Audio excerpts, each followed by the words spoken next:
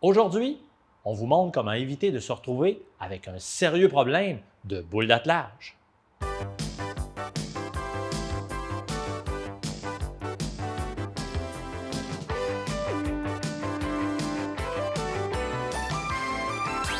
Ah, Pierre-Luc, te voilà avec ton problème de boule d'attelage. Simon, je suis découragé là. Ouais, regarde la face. Il m'a gagné. Hein? Mais qu'est-ce qui s'est passé, Pierre-Luc? Je partais en camping. Nous autres, on a une roulotte d'à peu près 3000 livres. Tu sais, le morceau, là, tu sais, Le coupleur, Pierre-Luc. Ouais, c'est ça, la coupleur, là. Fait que là, j'essaie, tu sais, des accoupleurs ensemble, clac, clac, ça marche pas. Puis là, il commence à pleuvoir, toi, chose.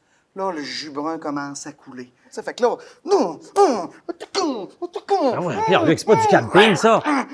Ouais, t'as bien raison, c'est quasiment de la lutte, mon affaire, là.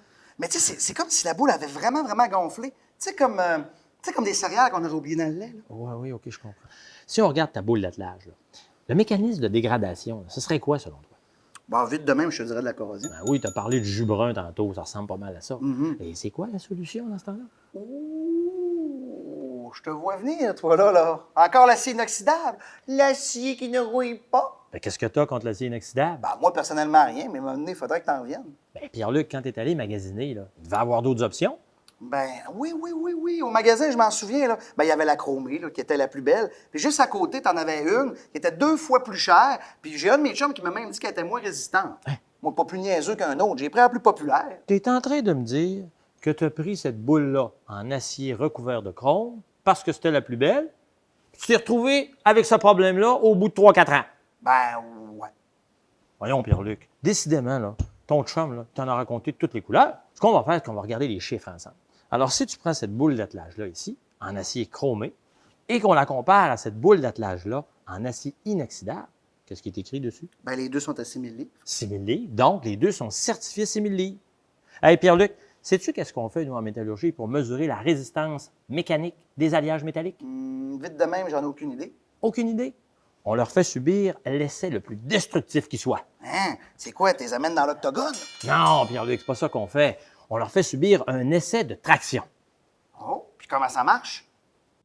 D'abord, le manufacturier va faire usiner, à partir de la pièce, ici une boule d'attelage, une éprouvette normalisée qu'on appelle plus communément un barreau de traction. Un technicien ou une technicienne en métallurgie installe le barreau de traction entre deux morts et veille à ce que chaque extrémité soit bien pris en serre. On entre ensuite les données caractéristiques de l'échantillon à tester et on effectue des vérifications de routine.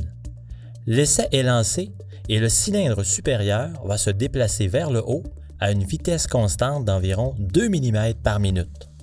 Cela va exercer une force croissante sur l'échantillon. Dans les premières secondes de l'essai, l'échantillon s'étire élastiquement.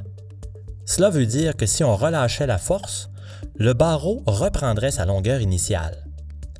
Lorsque la limite élastique est franchie, c'est l'allongement plastique qui commence. Cette fois, si on relâchait la force, l'allongement de l'éprouvette serait permanent. On continue l'essai et la striction commence à se manifester une fois la force maximale atteinte. On voit que la section centrale du barreau commence à diminuer. Finalement, on se dirige inévitablement vers la rupture définitive.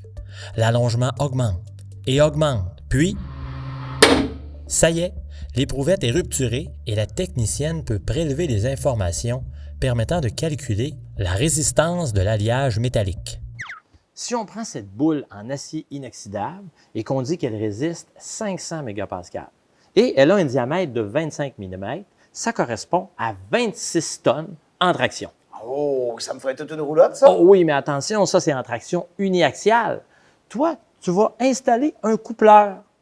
Donc, ce n'est pas à la verticale que tu vas tirer, mais bien à l'horizontale. On appelle ça en cisaillement. On va utiliser un facteur 3. Donc, 26 divisé par 3, ça va donner à peu près 8,5 tonnes. Faut quand même une pas pire roulotte. Ah, tu ferais l'envie de tous tes voisins, mais attention, ce qu'il faut se fier, c'est le 6000 livres, ici. Donc, il ne faut pas utiliser une roulotte au-delà de 6000 livres. Sinon, il faut acheter une boule d'attelage de 10 000, de 15 000 et même jusqu'à 20 000 livres. OK, fait que tout dépendant de la grosseur de la roulotte, on peut changer de boule. Exactement.